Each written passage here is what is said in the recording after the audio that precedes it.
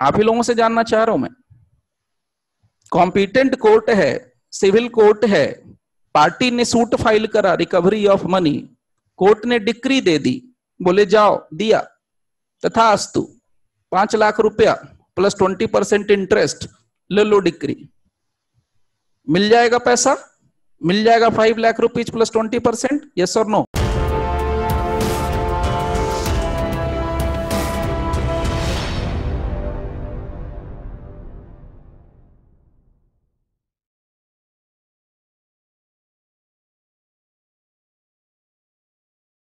Decree holder means any person in whose favor a decree has been passed or an order capable of execution has been made. There are two things. Decree holder किसको कहते हैं? Who is a decree holder? Decree holder का मतलब क्या होता है?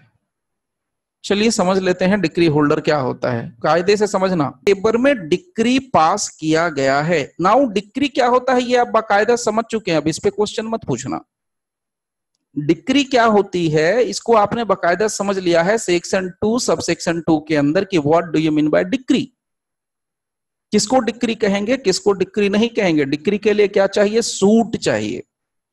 Decree के लिए क्या चाहिए? सूट चाहिए। सूट में पार्टी चाहिए, पार्टीज के बीच में एडजुडिकेशन, किसी मामले का एक कोर्ट चाहिए। कोर्ट क्या करेगी? एडजुडिकेट करेगी। एडजुडिकेट किसको करेगी? Matter in controversy. उसके बाद जब एडजुडिकेट करके हो जाता है मैटर इन कंट्रोवर्सी, तो उसका फॉर्मल एक्सप्रेशन करती है। जब उसका फॉर्मल एक्सप्रेशन करती है तब उसको हम कह सकते हैं कि डिक्री है। डिक्री फाइनल भी हो सकती है, प्रीलिमिनरी हो सकती है, पार्टली फाइनल पार्टली प्रीलिमिनरी। ये सारी बातें हम लोगों ने डिस्कस कर रखी है। कहां पर? पहले ही हम लोगों ने already we have already cover this part. Now यहां तक तो कोई दिक्कत नहीं है, लेकिन कहता है कि कोई व्यक्ति जो डिक्री, जिसके फेवर में डिक्री पास की गई उसको डिक्री होल्डर कहते हैं। Very good. But any person in whose favour, इसको यहां से ब्रेक करना है। इन हुज फेवर, यहां से ब्रेक करिए। In whose favour an order capable of execution has been made, यानी कि जिसके फेवर में कोई ऑर्डर भी पास किया गया है और ऐसा ऑर्डर जो कि capable of execution has been made. Capable of execution has been made यानी कोई ऐसा ऑर्डर जो कि एग्जीक्यूशन के लिए सक्षम है, कैपेबल है, जो ऑर्डर एग्जीक्यूशन करवा सकता है। तो किसी व्यक्ति के फेवर में एक ऑर्डर पास हुआ है। Have you ever think about this from this angle कि ऑर्डर किसी के फेवर में पास हो जाए तो भी वो डिक्री होल्डर ही कहलाएगा। हम बड़े बचपन से सुनते आ रहे हैं, बचपन मेरे कहने का मतलब कि हम लोग क्या सुनते आ रहे हैं यूनिवर्सिटी लेवल से, जिसके पास डिक्री है, जिसके फेवर में डिक्री है उसको डिक्री होल्डर कहते हैं। बट मैं क्या आपको कह रहा हूं, डिक्री होल्डर उसको तो कहते हैं अपार्ट फ्रॉम दैट जिसके पास कोई ऑर्डर है उसको भी डिक्री होल्डर कहते हैं। लेकिन वो जो ऑर्डर है वो आम ऑर्डर नहीं है, सिंपल ऑर्डर नहीं है, वो ऑर्डर बहुत पावरफुल है। That order is such an order, वो ऑर्डर इतना पावरफुल है कि वो कैपेबल है, सक्षम है।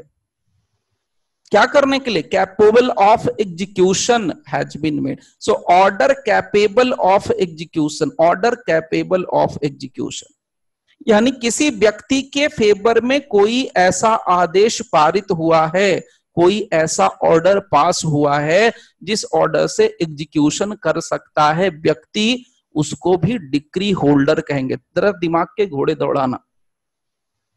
भैया एक बार डिक्री तो मिल गई तो फिर एग्जीक्यूशन करवाने के लिए फिर से मुझे कुछ करना पड़ेगा क्या? ये बोल रहा है कि ऑर्डर चाहिए, ऑर्डर चाहिए। Is it so? मुझे एक बार डिक्री मिल गई तो क्या मुझे 5 लाख प्लस 20% का इंटरेस्ट नहीं मिलेगा क्या? This is what I am asking for. कि 5 लाख दिया तथास्तु 5 lakh rupees plus 20% interest, decree होगा सर। वो इसको डिक्री होल्डर नहीं बोलेंगे क्या? डिक्री होल्डर होगा सर। होल्डर बोलेंगे सर, इसको डिक्री होल्डर बोलेंगे। बहुत अच्छे होल्डर तो बोलेंगे सर। उसका एग्जीक्यूशन का टाइम रहेगा, जो डिफेंडेंट जिसके अगेंस्ट हुआ, जिसके खिलाफ ऑर्डर हुआ, जब तक वो अपील का टाइम निकल जाएगा और इसके फेवर में एग्जीक्यूशन आ जाएगी तो देगा पैसे। अदरवाइज अगर वो अपील में गया तो अटक जाएगा मामला। ठीक है, ठीक है, बढ़िया। देखिए डिक्री होल्डर बहुत अच्छी बात है, यहां तक समझ के कोई दिक्कत नहीं है। अब वह कहना यह है कि डिक्री जब किसी भी बंदे को मिल जाती है, सपोज किसी के फेवर में, ये जरूरी नहीं है कि प्लेंटिफ के फेवर में ही डिक्री जाए, तो किसी भी बंदे को यानी प्लेंटिफ को या डिफेंडेंट को डिक्री मिल गई, तो डिक्री मिलने भर से काम नहीं होता, डिक्री का एग्जीक्यूशन करवाना पड़ता है, एग्जीक्यूशन। और एग्जीक्यूशन का मतलब अगर शुद्ध हिंदी बोलूं तो उसको लागू करवाने की प्रक्रिया, लागू कराने का प्रोसेस को कहते हैं डिक्री। यानी 5 लाख रुपए और 20% इंटरेस्ट तुमने कह तो दिया, लेकिन सामने वाले जिससे कहा है मेरे को वसूलने के लिए, जिसको कहा है देने के लिए, उसकी औकात है 5 लाख देने की। क्या वो मुझे 5 लाख रुपए प्लस 20% इंटरेस्ट देने के लिए सक्षम है? Is he is capable? दे सकता है भी कि नहीं दे सकता है? उसके बैंक अकाउंट में उतने पैसे हैं? क्या उसके पास इमूवेबल प्रॉपर्टी है या नहीं है? This is what.